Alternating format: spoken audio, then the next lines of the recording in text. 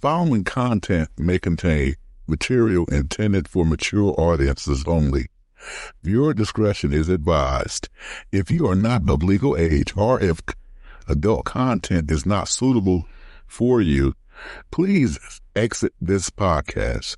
By continuing to listen, you acknowledge that you are of legal age and accept the content being presented. So, hello, and welcome to a special episode of E Says, P Says, your dose of Black love. My name is Ellen the E, and I am one of your co-hosts. My name is Paul the P, and I am the other co-host. For those of you listening for the first time, we decided to start this podcast to celebrate a milestone in our relationship. As of 4/22/24, we have been married for 35 years. Each week, we share a part of our relationship that got us to this milestone, so you can see what tools or lack of tools we use to bring us this far and to take us even further.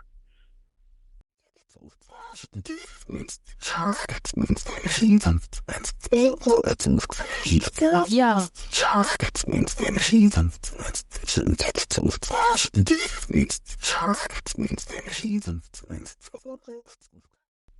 To celebrate mental health awareness and its importance, today we would like to welcome a special guest, Deshauna Jeffries, the Purpose Queen.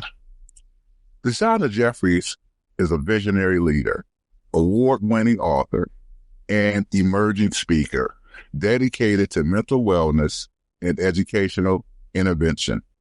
At 45, she impressively earned a second bachelor's degree in psychology in just 9 weeks and a master's in 12 weeks for a total cost of $3,000. Wow. This is demonstrating her commitment to accessible and efficient education. As the CEO and founder of Passport to Breathe, Deshauna has developed critical tools and programs that support individuals with mental health challenges, especially those with ADD or ADHD.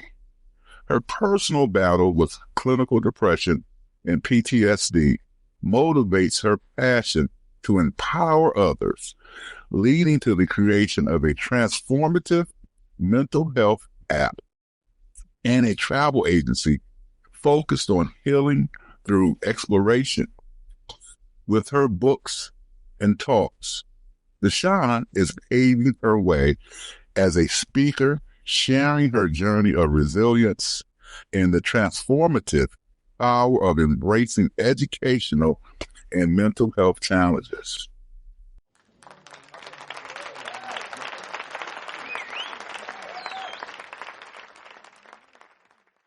Okay, so Deshauna, what inspired you to speak out about your mental health journey? Hi, thank you for having me. What inspired me was when I was going through a really, really hard time with my own mental health. And I just didn't know. I didn't know what was going on. I didn't know. I hadn't been diagnosed with anything because I hadn't been to a therapist. And that's what a lot of us, do. We don't go to see a doctor about our mental health like we do our physical health. And so once I was diagnosed, I thought, why not share this with the world?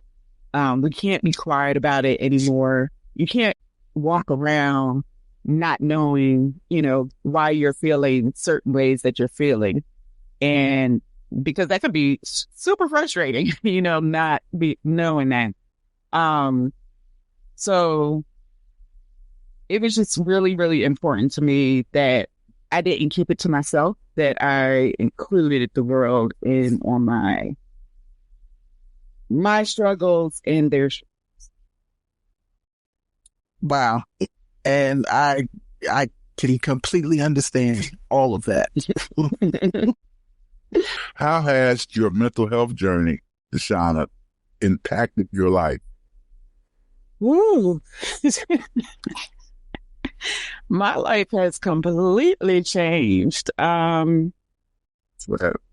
I started therapy in 2018 after I will say, I was still supposed to be here, but I did do a suicide attempt. And I, knowing what was wrong, what was going on with me, truly changed my life.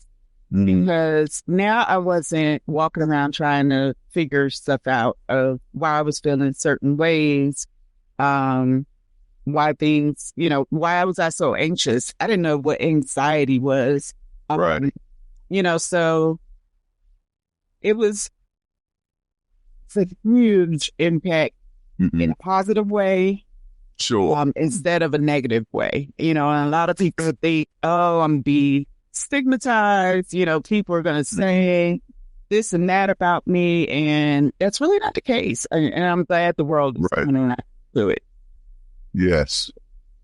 That's, I think, it's long overdue. And thank you for your response. I had another question for you. So what are some lessons you have learned through your process? The biggest lesson that I've learned is that, and I think this is a huge misconception, is that you go once to the therapist and you think you're fixed, or you go, for a certain amount of time and you think you're fixed. And that is not the case whatsoever. So that was my biggest lesson. I started therapy in 2018. I am still in therapy. Right. In 2024, and I'm still going to be in therapy. I believe for the rest of my life. So that was my biggest lesson, is that it's just not a one-off.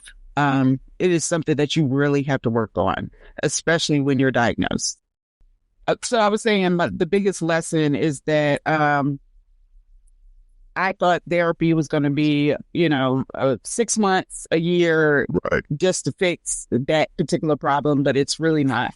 It's an ongoing process to maintain your mental health. Yes. Then, all right, I'm going to give you back to Ellen, okay? All right. So the next question is, do you think your mental health issues started in childhood, or was there something traumatic that occurred? It absolutely started in childhood. I had suicidal ideations since I was a child. And, I'm 46, so we're talking about 80s, where it wasn't a huge thing. And I don't, blame my parents. I don't blame the schools. It just wasn't a huge thing. We were more focused on like Down syndrome, those type of things. And when you had suicidal ideations as a child, a lot of that, they thought, oh, you're overreacting, or, they think that it's because your friends don't like you or whatever, somebody's bullying you. And those can be triggers for suicidal ideation, but suicidal ideation is not normal. So it definitely started in childhood. Now, whether, it's something that's passed on, I have no idea. There are different research out there. Some, support that, and others don't. So right now, that is still up in the air.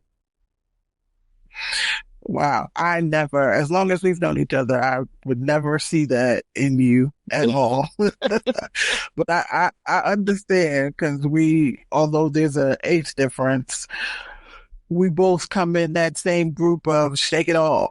Mm-hmm. Then look it up. Yep.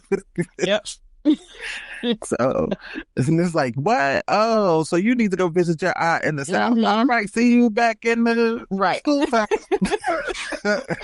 Right. Yeah. You'll get better. Yeah, nobody wanted to hear anything. Mm-mm. Yeah.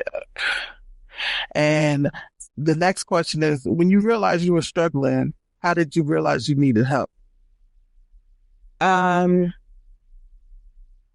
So when I realized I needed help was when I actually went through with trying to commit suicide. Oh no. Yeah. So when I took pills and alcohol and laid down, but I did promise God that if I woke up, I would get help. So I kept that promise to God and myself when I got up. Well, I'm glad that you got up, because the world would be a bleaker place without you. Yes. And you know, your buddy would, I don't know. Oh, yeah. Oh. Yeah. All right. So Mr. Paul has a few questions for you. Hi, Deshaun. I'm back. Okay. So this is a question I wanted to ask you. Has your mental health caused issues in your career or relationships? I love this question. Absolutely. Career-wise, before I was diagnosed and learned how to manage my depression, anxiety, PTSD, I was really okay with just being like a worker bee. Right. I didn't try to go for what I knew I deserved. Mm-hmm. I didn't try to go for higher positions. I just kind of floated through. And once I started therapy and started managing mental health, I started going for those positions. I started asking for work, and within 2 years, I increased my salary by $40,000. By what? 40,000. Wow. Wow. Yes. So it absolutely. Oh, that's huge. Yeah. Yeah. That's a lifestyle change and everything. Exactly. And being able to get over that anxiety of going for those positions, for asking for what I want. In one position, I got another position, and my boss came to me, was like, "What, you're leaving?" And I was like, yeah, you do not pay me what I am supposed to be paid as a lead project manager. I'm managing a project of a multi-million-dollar project. Yeah, right. And y'all are paying me under, 6 figures. Right. No. So I said, if you want to match what they're going to give me, I'll stay. Sure. I can't do that. Okay, bye. That's right. And I, before I would have never done that. Right. Never done that. So even figuring, getting diagnosed, like, it gave me this confidence. And I think that's because I now know, what is going on in my mind. So knowing now, I have this confidence of, what I'm worth, what I can do. Right. There are no limitations. And then relationships, that has been a little hard. I am very open about my clinical depression, anxiety. I'm very open with who I date. Right. And in the beginning, it'll go smooth, but then a lot of people are battling their own demons. True. And that's true. Because I'm so open, I think it starts triggering them to really start looking at themselves. And they like to, reflected off of me. So they're, Okay. they're still saying, "Oh, you're depressed and you're talking about depression." You both are, you're on my social medias and I talk about it. Right. It Yeah, doesn't you do. mean I'm depressed though, So Right. That's right. I've had a lot of issues with that in relationships. And again, it's I think a lot of things that they need to look into themselves, and it's just Right. it's that projection. So yeah, it's been a journey, but I'm good. Right. Yeah. Thank you for that response. Mm-hmm. And let me see. I wanted to ask you another question too. So let me ask this question. I'm going ahead a little bit Okay. because this question intrigued me. So, as a woman of color, once you started your journey, did you find it difficult to locate resources? No. Good. Okay, that's a good thing to hear. Mm-mm. Resources, when I say they are popping up everywhere, That's good. it's awesome. That's Especially men and women of color therapists and psychiatrists. They Yes. are like coming out the woodwork. And Okay. I think it is absolutely great. Is that, you said men and women of color who are in that? Yes. Psychologists and psychologists. Okay. Mm-hmm. I think that's wonderful. I think that's great. Yes. So, a couple years ago, just a couple years ago, if somebody would ask me, "Hey, do you know someone of color that I can go see?" I would be like, kind of picking and choosing. But now, Sure. That's so great. many resources. Now I can just boop, boop, boop, Wow. name them off and send them, Sure. resources. That's a tremendous amount of growth then. Absolutely, I think that's something that's really good for, particularly in the Black community, absolutely. that we have people who are in that profession. Mm-hmm. That's great. So let me ask you this, Ashana. So since mental health awareness is important, can you say the changes in how we look at mental health today are helpful as opposed to how things were when you began your journey or began your journey? So I believe people are helpful. You say are or aren't? Are. Okay, are. Okay. People are helpful. What I find not helpful Yes. is social media. And their rules. Okay. They don't want you saying things like suicide. Yeah. You say anything about depression, Right. you have to go through all these leaps and bounds, and then some, it still may come back reported. Wow. I never knew that. Yeah. So, if you kind of watch people, especially therapists, Right. their stories on social media, you'll see like the word unalive. Yes.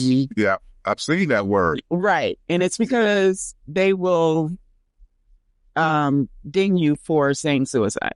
Okay. All right. So, So that's where that word has come from. I've seen that word, not to cut you off, Tashana. No. I just had an epiphany because I've seen that word unalive or unalive. And I was like, when did that become a part of the lexicon? But then since now that you stated that, now I understand now. Because I think that word is all throughout social media. Exactly. Yeah. Exactly. Because they will ding you quick, and then, you can't post, you can't run ads. Like, it's really ridiculous. And it's like, are you trying to help? And I get their side of it also, because there are people, out there. Yeah. But, so there are, people that will use it in a negative way. Okay. So I get that part of it, but, if you're going to help the situation with mental health, then actually have real human beings that are, watching this. And if it's a positive post or a helpful post, let it go through. If it's negative, take it down. Don't because of they have words and that are triggers. Right. And these I'll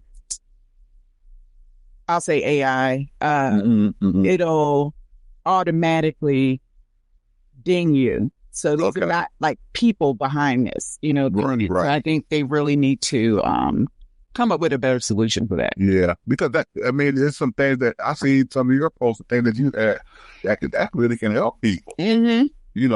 Some people really need to hear those things, those words, certain words or certain things, right, and see certain things, and that could really help somebody. Somebody might be thinking about unaliving themselves or something. They might see something that you post, somebody else post, and they can stop them from doing that. Mm-hmm. So I understand. Great point, son. Mm-hmm. If you are starting a new relationship or have friends, well, you kind of answered that though. Should you let them know about your mental health? And you've answered that because you said you're transparent. Yes, very transparent. Do you believe other people should do that, or you should just is a accountability issue?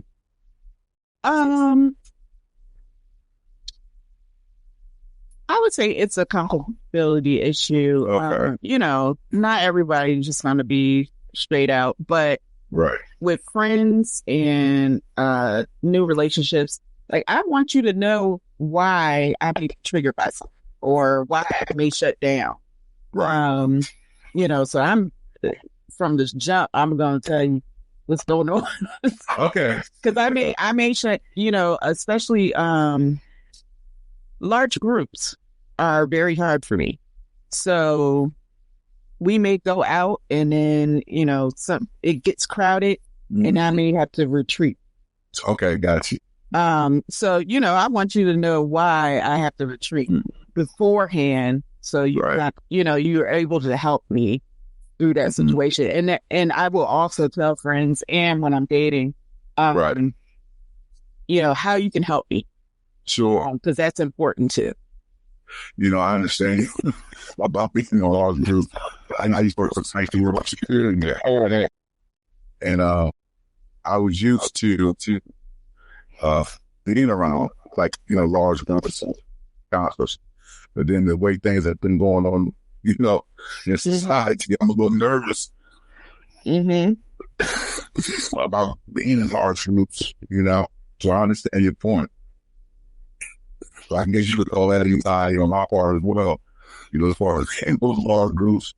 And then me working in the school system too, at a big high school with over 2,000 students. Yes. I'm used to crowds, but I know when they make that class change sometimes, we have a thing called the four-way, and you have all those kids walking through there. And so I'm kind of nervous sometimes. I don't want to fight to the stars, something like that. Mm-hmm. I call it a vortex. Something happens. I don't want to be able to go to that. Mm-hmm. So I definitely can relate to what you're saying. Mm-hmm. And I as of right now, being transparent, I am super afraid to go into DC because of, the carjackings and everything that's going on. So I really try to stay out of DC. Because that is huge anxiety for me. So that's sad. I can relate to what you're saying. Yeah. That's the city. I love DC, but me too. It's really to a point now where out of control, feeling and people are afraid, people are afraid. Right. And everybody go out, man, all here with us. It's just sad. Yeah. Ryan lives in PG. It's like, they don't even go in these cities.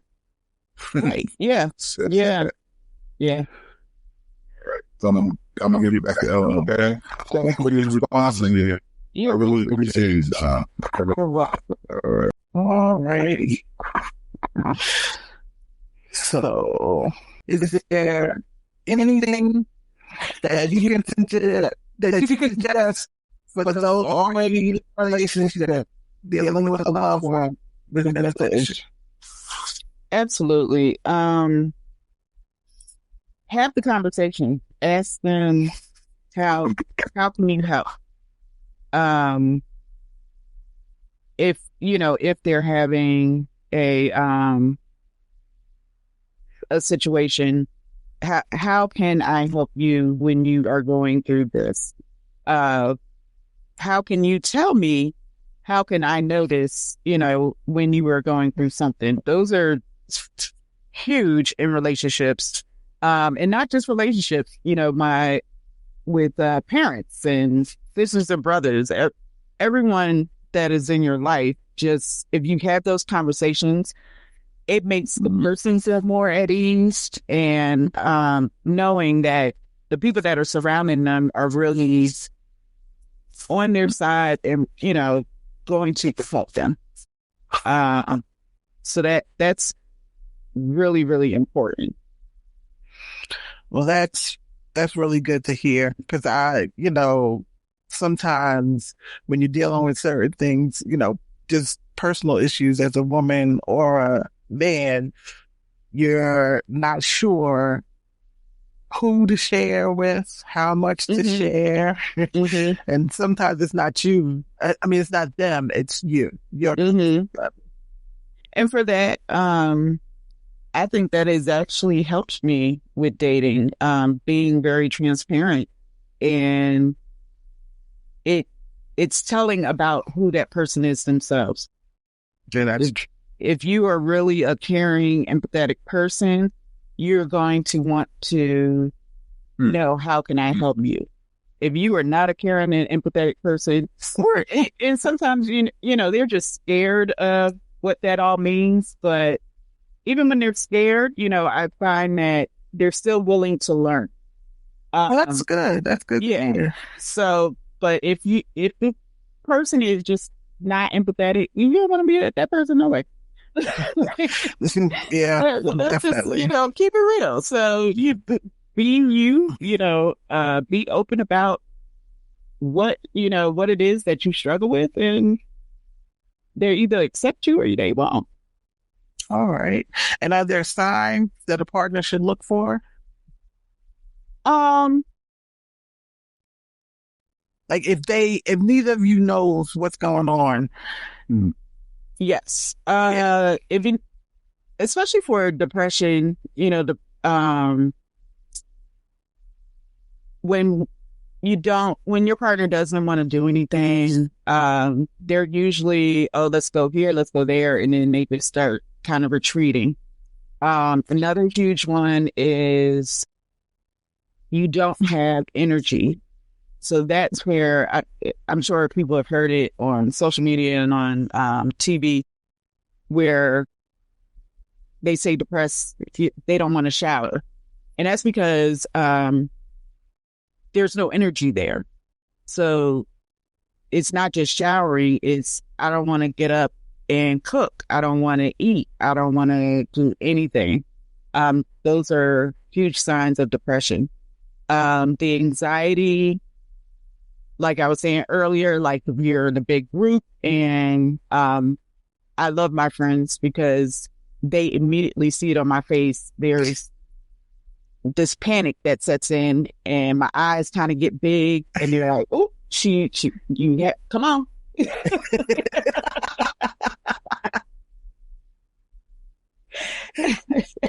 And they will take me out, so there's those like different little signs. But again, that's why you need to kind of have those conversations of what to look for. But if you don't know, that you may have anxiety or you may have depression, those are really the main things that you want to look for in yourself. To really say, maybe I need to go talk to someone. So yeah. Yeah. And well, your courage has encouraged me to share just a little bit. Because y'all used to harass me because I was always late. Now in your research, now you understand what was going on. That's why I was always late. Yes. It was control. Mm-hmm. And unfortunately, believe it or not, I mean, I guess because of the age difference, it was probably worse for me dealing with mental health than it was for you. Cause it was like, scary. Like somebody said somebody had mental issues, like, oh my God. Mm-hmm. You grew up in the city. I grew up in the city. So when people say they had mental issues, you think of the people walking the streets talking to themselves and Right. Yeah. scratching and, Yeah. because homelessness wasn't really a big issue at that time, but you had the people walking around like, okay, or that relative that was always at the house, but you never saw. Yep. So it was scary because nobody would address it. It was just like, they're just here. Yeah. Yeah. Yeah. So, and the other thing is, Paul was the one that told me I was dealing with something. And of course, I was younger, and that started an argument because I said he was crazy. But when you don't, as we move forward in our relationship, it's amazing how many more words you have in your 50s than you do in your 20s. So now we both have the words to express the things that were happening and take that breath and not think that either of us is judging each other. In your 20s, you're like, let's go. We fight now. Yes. So... yeah. And you make a great point with that, about being younger. I am super adamant about teaching my nieces about emotional intelligence, expressing themselves. My oldest niece, she has anxiety, and rightfully so. These schools, it's a whole different thing out here now. That's what I hear. But, she'll be 13. So there's also hormonal things going on. And, she'll have fits sometimes. And I'm like, all right, so come over and we sit down and we talk. We write it, I have her write in a journal. What happened? What could I have done differently? It's just those things. And because I don't want her growing up to say, I don't know what I'm feeling and I don't know how to express it. So taking on those things like when they are younger is going to save their lives, in so many ways. I agree. And that's another thing we didn't have.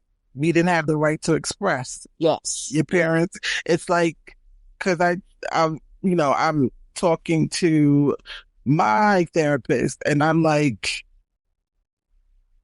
I looked at my husband and his mother's relationship and my household relationship. And the first time, like, him and his mother had a heated discussion, I'm waiting for doors to slam and, all this anger. 5 minutes later, love you, Mom. Love you, Paul. And I was like, why? It can end that way?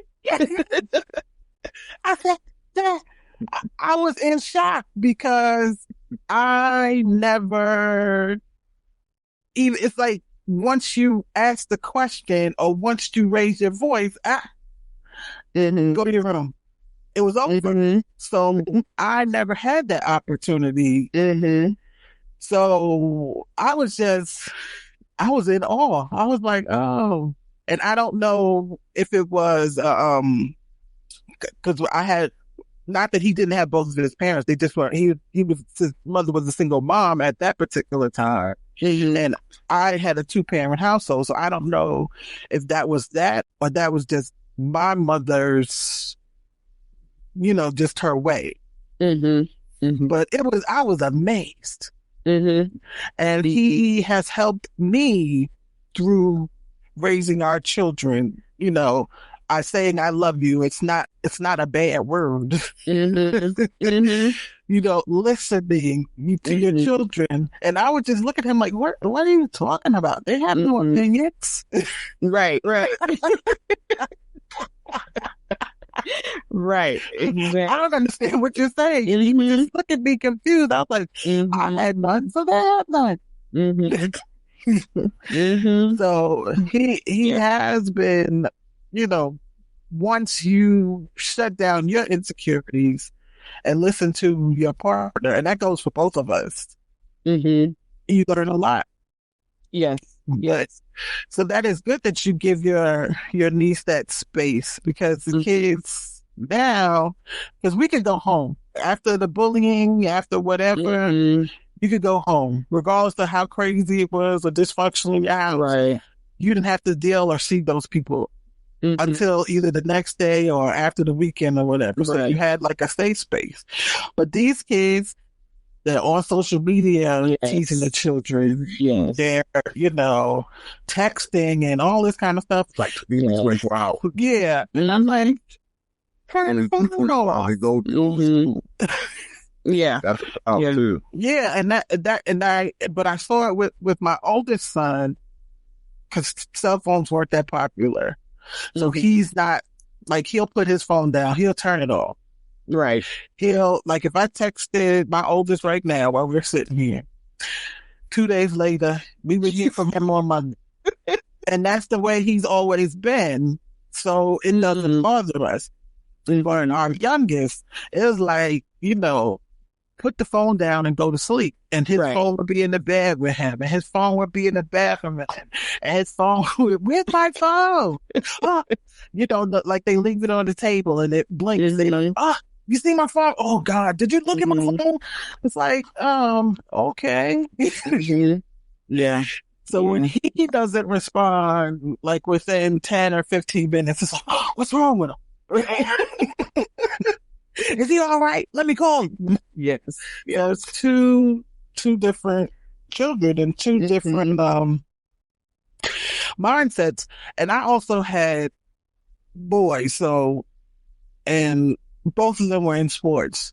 So my oldest did deal with some teasing, but I think that's because we moved from Baltimore to Frederick. Yeah, he was a new kid.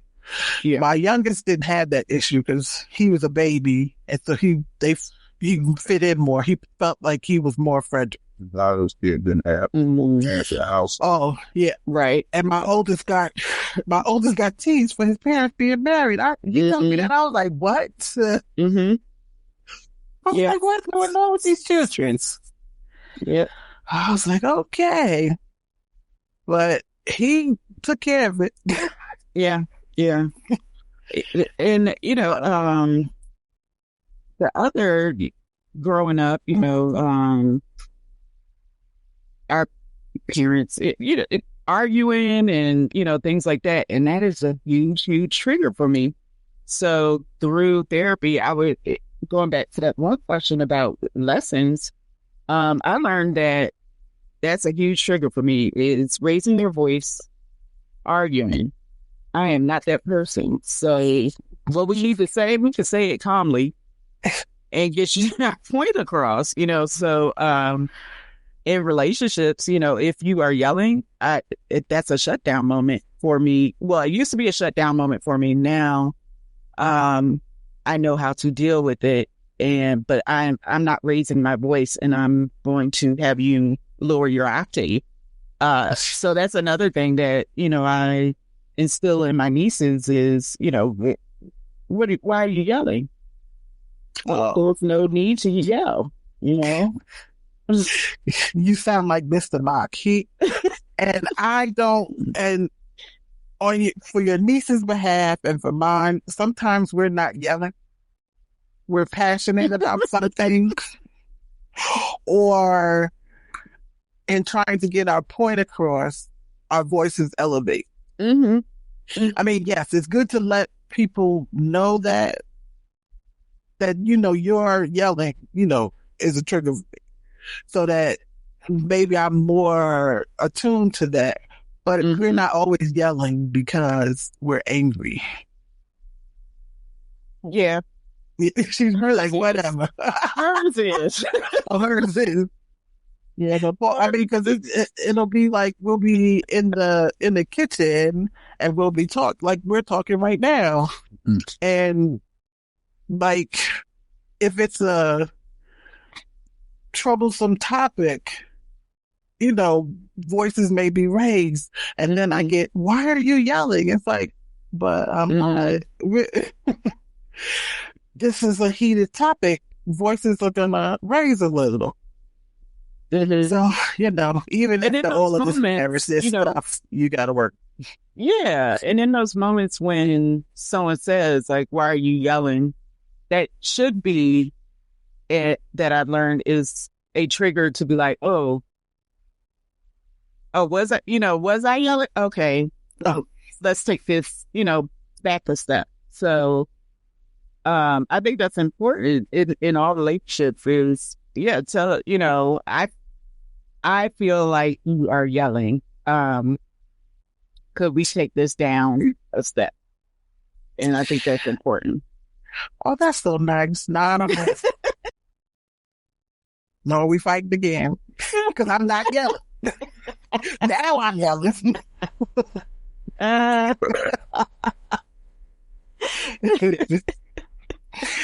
But I will take that to heart. Perhaps a step back instead of a step forward.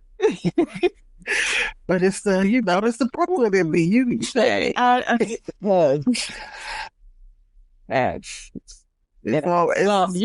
calmness in dating I was told I'm scary.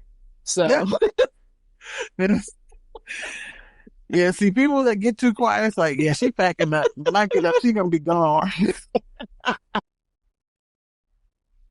But you've always been like that. Yeah, in our friendship time. It's just like, that's over. She got quiet with that. She's done. You know me well. Yes. Or, like we're together and then she's gone. I was like, she left. She didn't say bye. That's what they're doing. It's like, okay. So you've had some of these tools already. Yes. Yes, you've had some of these tools. You've had some. Well, I can't believe your niece is 13 already. Girl, yes. So, I mean, and I can imagine, I used to, we all used to watch the Lifetime teenage movies. Mm-hmm. So I can imagine, like, those started, like, at the beginning of social media. So I can imagine what the girls are going through now. Mm-hmm. And it's not really the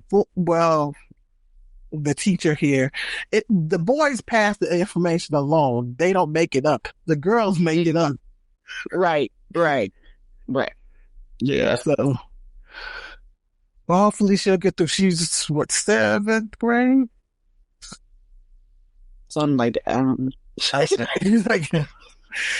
Hopefully, with you in her corner, and I'm quite sure, her parents are there for her, and grandparents are great at these things. Oh, they, because then you sit there and you're like, what you say to her? Mm-hmm. Mm-hmm. I do have to admit though, my dad is the pushover with them, and I'm like, what? But now we use them, if we need something, we'll be like, go ask your grandfather.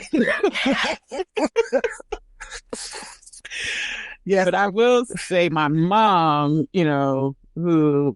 she was a substance abuse counselor, so she is still kind of that structured mom.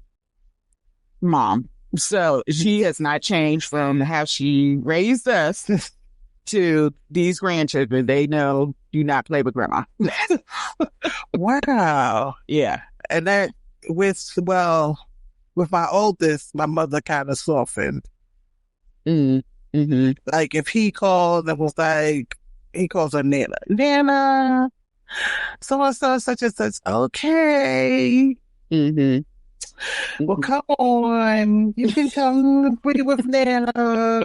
It's like, who are you? Mm-hmm. Mm-hmm. And with my youngest, because he's a little revved up, he wasn't easygoing. He kind of, like he was ready to go, and Nana wasn't. So they're better now, but she's not as soft and fuzzy as she is with the oldest one. Oh, okay. Yeah. But it's funny to watch. It's like, really? So you put that aside for the grandchildren? Yep. We can't eat that over there. Okay. All righty. So it's funny and strange to watch the parents change. Yes. Yes, I think, and I think we touched on this about people already in a relationship dealing with a loved one. Yeah. And then the next thing is, I know that you've written 2 books, the 365 Intentions Breaths, or is it Intentional Breaths? Intentional Breaths. Okay. This is just different. And 365 Love Notes to the World's Black Kings. And then both available on Amazon. And I know the inspiration kind of sort of for the first one, because you were really on social media when you started writing that one. Yeah. So what inspired both of them for you? Yeah, so 365 Intentional Breaths, that was because I was looking for just inspiration as a Black woman, and no disrespect to white women and white men with affirmations, but they just didn't resonate with me. So I started writing my own and putting them on sticky notes around the house. And that was getting me through the suicide attempt. So I decided, since I couldn't find any, I'm sure there are other people out there like me that could not find any. So I gathered them all and just made it into a book. And then with 365 Love Notes to the World's Black Kings, there's a whole story.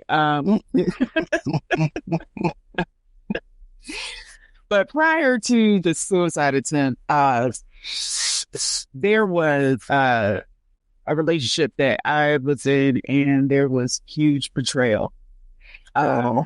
You would think, that I would hate men after this betrayal, and I did. However, there were so many Black men in my circle that came and lifted me up through this instance, and which showed me, there are truly some wonderful Black men that are out here. So that was my way of saying thank you to those in my circle and to those Black men that are out in the world that love on Black people. That's really nice. And I think I intended to get because I think I saw on social media when you were going to release that, and life happened. But I guess I will get that for Mr. Mock to read. Yeah, because he's still get it, and they're loving it. So, well, that's good to hear. Yeah, that's good to hear. And you're, I'm not sure if you see your Mr. Mock has thrown his author hat into the ring finally. Yes. And actually, I just won an award for that book, the Impact Award, and I go to Phoenix in November to receive that award. So that was congratulations. Thank you. Applause. You just, this 2024, you just hit the ground running. It's like every time I go that. Can the rest of us have a little bit? Well, I told myself, January 1st of 2024, do it scared. I gave myself 2023. I started with a speaking coach. And I said I was giving myself a year, and whether I was ready or not, January 1st, you put yourself out there, and the universe has spoken. Well, and it is. It's like, because you went from, because unfortunately, because of the health issues, we weren't able to do our interview earlier, but it was like, I think in February or March, you put a post that you wanted to speak, and that's one of the reasons I reached out to do an interview. And by the time I was like, well, she gonna have time for us when we get there. Yeah, it has truly taken off. I'm just thankful to God, that I have platforms now to tell my stories, to share with the world. Just this week, I was on a virtual conference out of London, and was able to share my story about education. But it's just been amazing. It's been amazing. I stepped out on faith, and faith said, "Let's go." Yeah, and I see it, and part of watching you, and it took us a while to finally get to a space to start all of our endeavors. And it's just, sometimes it's just timing. Mm-hmm. Absolutely. And finally, and then, you have nieces and nephews, so I'm quite sure you see, and even when they're with you, it's like, so these children are just time suckers. They suck out all of the time. And, fortunately, we have, 2 male college graduates to add into the fray. And they have both found loving women and no longer are in our abode. It bothered me in the beginning, and I still do, miss them, because you miss mothering somebody. So, but I'm like, so I have time to do nothing? Right. What do I do this time? Yeah. So, as the kids were making their transition, we started to make our transition into doing the podcast, and finally getting Mr. Mock to complete his part 1 of his memoirs. And I don't know, if you've seen that, there's t-shirts out there. I started doing that because of mental health, and you really don't see a lot of teacher t-shirts. And my husband being a teacher, and a lot of family members being educators, creating some teacher tees, and also, I guess Alzheimer's would be another kind of mental health issue. And quite a few of my aunts were dealing with that. So I was like, why not? It's, but as, I said, well, if one of them could do as well as Deshauna, I'd be good. Well, it makes it's all in your time, and all in your efforts. And I had no idea January 23 that I would be here August 24. There was none of this was a writing on the wall at all. No, I mean, but you kept like I saw, your post, you're always traveling, and you're always, and my co-host asked me, he said, did she work? I said, yes. Because I guess he was like, well, when? I said, well, she has a job. She speaks about it. I said, I don't know when she's there, but she has one. So I guess he's trying to figure out, well, how is she speaking and writing and all this kind of stuff. And I've been very blessed with flexibility in my jobs. And that was part of the me making those changes with my career. It was this is something that is important to me, my mental health. And if I feel that it is slipping and I need to get away, this is what I need to do. Okay. So, I've had very supportive, jobs, and well, that's really good, because a lot, I won't say that there isn't a stigma with mental health issues. And questions, that ask the questions on the forms when you do an application. And you're always like, just like, do I say I'm a little pregnant right now? Right. Mm-hmm. Do I answer this? Does this stop my chances? Because you don't know what the other person that's looking at that is thinking. Yeah. And I've really gotten past the, I'm like, I don't care what they're thinking. I've really gotten to that point of, yes, it has disabilities. Do you have depression? Yes. Do you have anxiety? Yes. I don't know what to tell you. You asked and I'm going to tell you. Now, I will say a lot of businesses in my research, because I am doing doctoral study right now. And don't ask me how I'm doing that. But a lot of businesses are now doing employee. It's called EAP, employee assistance program, right? Yeah. And I'm not going to say they're the greatest right now. They're new, so they're still kind of fleshing out everything. But it's a step in the right direction of really looking at your employees' mental health and different things for them. So I actually have one job would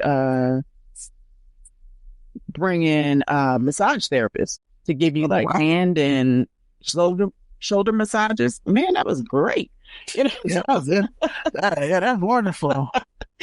So they are moving in like directions. I would say that some are not, but hopefully, I don't know if I'm in our lifetime, but they're moving in the right direction. Believe it or not, EAP has been around for quite some time, because when in one of Paul's previous careers, somebody was looking for somebody else, and it happened to be a schoolmate that contacted him that worked with EAP, and that was over 20 years ago. Oh, wow. Okay. Yeah. It just wasn't, just like we talked about mental health in the beginning. It just, people were probably still scared. The only time people used EAP back then was because they were alcoholics or drug addicts and they didn't want to get fired. So they called EAP so they could go to rehab. Okay. But, it's always, I guess in some places it's always been there. It's just been a matter of, the way that you would be looked at using it. Right. But as you say, and that's the other thing that comes with 40 plus, that I don't give a care, boom, just pops up. Yeah. Oh, so you don't like this? Bye. Time short next. Yeah. So I'm going to pass you over to my co-host and he can finish out the rest of these questions. Back again, Deshauna. All right. So Deshauna, we also didn't realize you were the creator of the 3-month VA program. How did that come about? So, me just wanting to learn more about psychology after my, after me being diagnosed, I had been researching it since 2018. And I was like, I know so much about this. Why don't I just go back to school and get a degree in it? And also because I am a project manager, program manager, I have employees under me. So I just always want to expand my knowledge on it. Sure. So I went back to my alma mater, Asheville College, where I got my first bachelor's in criminal justice at the age of 35. And they're wow. They are, yeah. When I started school at 18, I failed the first semester and was like, this is not me. So, Right. Yeah. Yeah. so I went straight into the work world and went back at 35. Wow. So that school, they do At Your Own Pace, What's the name of it again? Ashworth College. Yeah. Okay. It's online and it's At Your Own Pace. I It's like that. 2 papers per class and 6 quizzes per class. Okay. So I was easily able to go through that. And of course, I had been studying psychology, so Right. most of it I knew. And then once they do not offer masters in Okay. psychology, so I had to find another school. Right. And as I started researching, I keep seeing these accelerated degrees, and I was like, what is this? Right. So I started really researching, and what I found was, for people like myself, I say seasoned, we got some grays up in our hair. We've been in the workforce for a long time. Right. We don't have a lot of time That's true. to dedicate to school. We don't want to be in debt at Right. 40 something in school. And it was exactly for that age group. Okay. And what it is again, it's at your own pace. Take as many classes as you want. Right. Within a certain time frame, and they bill by the term instead of the credit hour. Oh. So I went to Capella University, Yeah. and I'm familiar with them. Yeah. their term is every 12 weeks. So if you finish all your classes in 12 weeks, you are done. Right. So I was like, let me try this. Yeah. Capella's known. Capella's well known. Yeah. And so I use my project management skills. I became certified in AI, and Wow. I also use AI ethically to complete the master's in 3 months for $20,000. Yeah, and so that started around 2013. Yeah. When they started those programs. Capella now has a doctorate program that they are doing as the accelerated pace. Okay. And so I decided, well, let me try this too. Right. And it's the same type of at your own pace, build in by the term. The only thing I would say, they started that in 2020, so it's still kind of beta testing. Right. They've had about 150 people graduate. Okay. But once you get to, you don't do a dissertation, you do a capstone. But once you get to that capstone, you have to wait a lot for approvals. So that can be kind of a downfall of the quote unquote accelerated part of it. Right. However, a doctorate, usually people are taking 4 to 6 years. That's true. I'll be done in a year. So. You'll be done when? In a year. Yeah. Within a year. Yeah. But I did. At least better. Right. Yeah. So. Shit. Yeah. That's wonderful. It sounds really excellent. Now, so let me ask you this. What's one question you wish we would have asked you? and how would you have answered it? That made sense. A question that I really do love, and I think for psychology, and I think a lot of people don't ask this, or it's misconcepted, is with mental health, are your parents still together? And my parents have been married for 51 years. Wow. So, I think it's a huge misconception, and it should be asked a lot of, what kind of household did you grow up in? My household was fine. But Yeah. I still had mental struggles. So it doesn't mean, if you come from a broken family, Right. you come from a great home, you can still have mental struggles. It is, Right. it is something in your brain. It's neurology. Okay. Yeah. Thanks for that. Mm-hmm. What's next for the Purpose Queen? Yes. Right. Oh gosh. So I have, I'm already author, but I have 3 anthologies I am doing this year. Oh my goodness.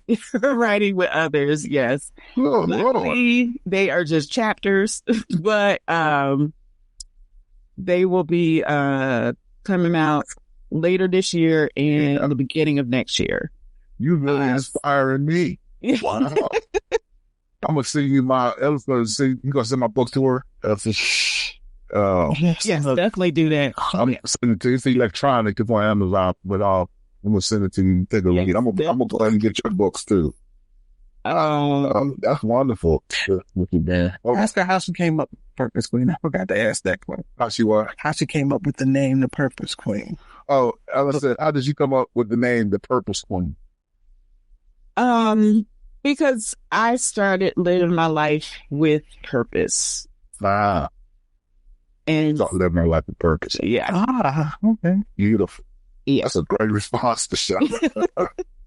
Wow. Yep. That's excellent. And then I see where we can find you on social media. Mm-hmm. It's I have IG, the Purpose Queen, Mm-hmm. LinkedIn.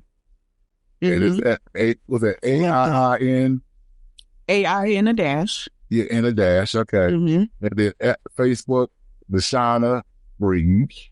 Mm-hmm. And then I see here, www. That's your webpage?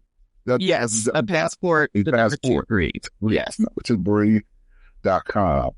Passport. Yeah. Okay. Is it a number sign and then 2 or just 2? Oh, just 2. So it's www.passport2breed.com. Yes. Okay. Mm-hmm. And listeners, Any final words to sign up for our listener? so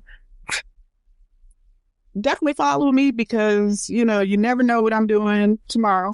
Yes.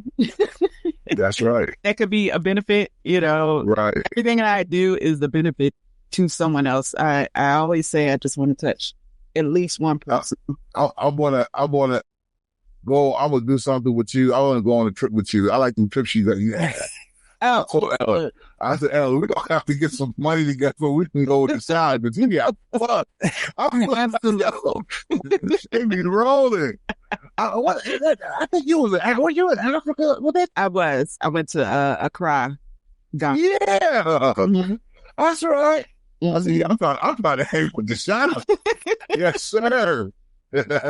Yes, and my November right now is insane. I go to Paris Beautiful.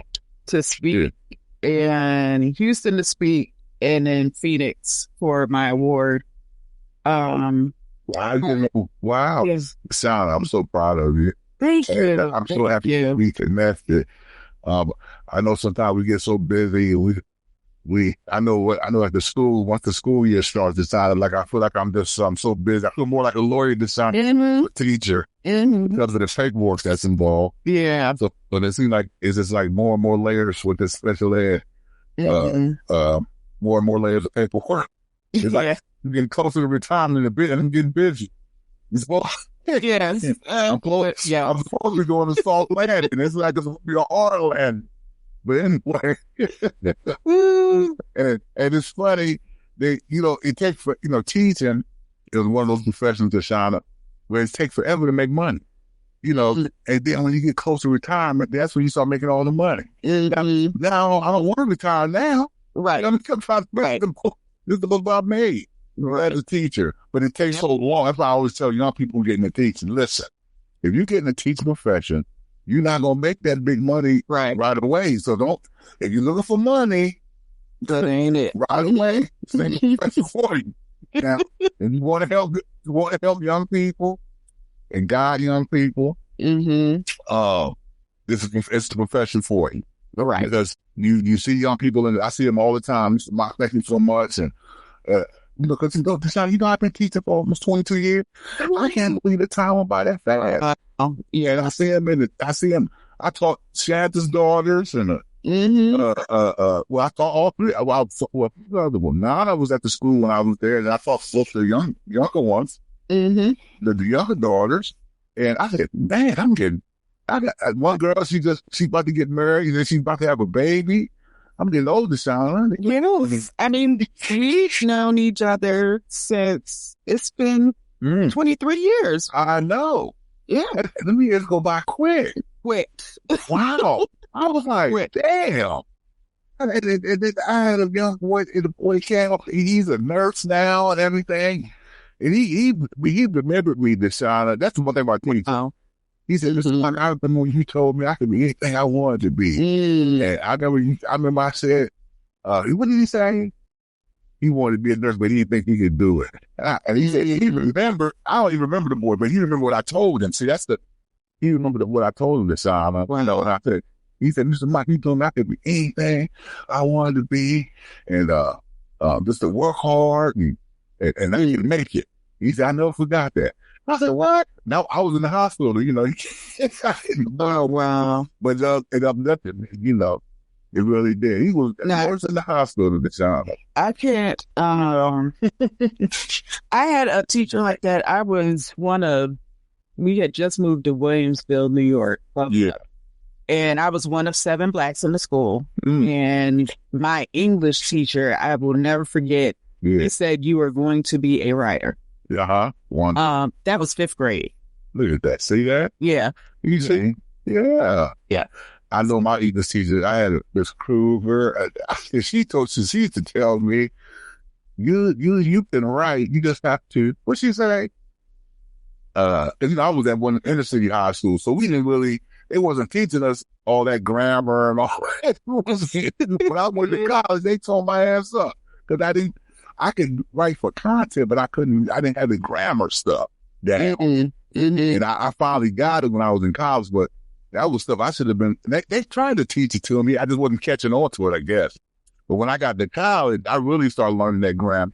I started reading different grammar texts and all that. I really started what was that? What's that book I used to get for grammar? Funk and Wagner or something like that. Funk and Wagner or something. Yeah, but it was Chicago Book of Style or something like that. And it was another.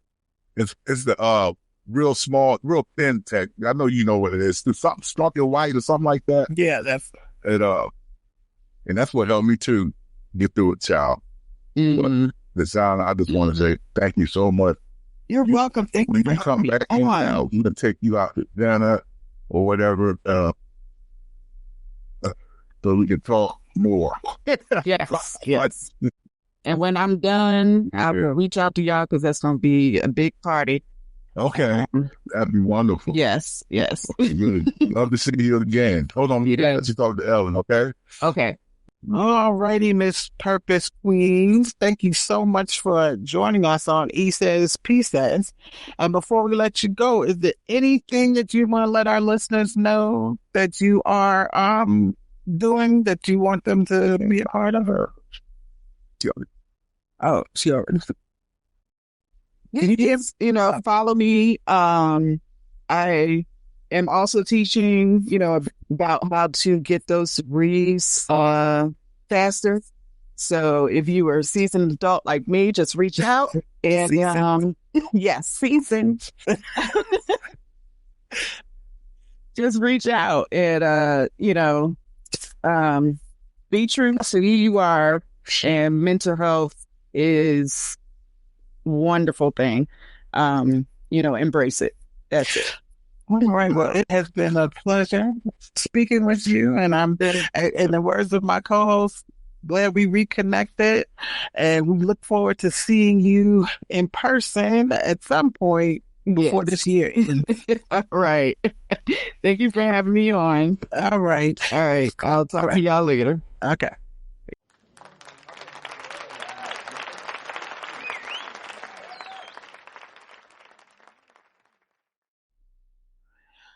shout out to everyone who took a few moments out of their day to listen. We hope that anything you heard was helpful. If you would like to catch up with our guest, Deshauna Jeffries, you can do so by using the following social media links. IG at Deshauna_Breeze, TikTok at Deshauna_Breeze, IG at Signature Class Travel, YouTube, A Passport to Breathe, and that's all one word, LinkedIn, AI in a dash, her website, Fast Track Your Education, another website, AIinadash.com, a third website, A Passport to Breathe.com, and there's the E at the end of Breathe, and her two books, 365 Love Notes to the World's Black Kings, and 365 Intentional Rest. This is just different. And both are available on Amazon. And there is also an app, A Passport to Breathe. Happy New Year. If you want to do something, give your time, talent, or funds to a cause you feel is worthy. Or just send a note of thank you to someone you know, working hard at whatever it is that they do that is making lasting change in their field. And if you feel so moved, please check out our merch at our Etsy store, Ease Tees, or use the Linktree link. You can also check out my book on Amazon, Vignettes of a South Central Son, Part 1 by Paul G. Mock. If you wish to support, please fill our cup by checking out our Buy Me a Coffee site. It's buymeacoffee.com /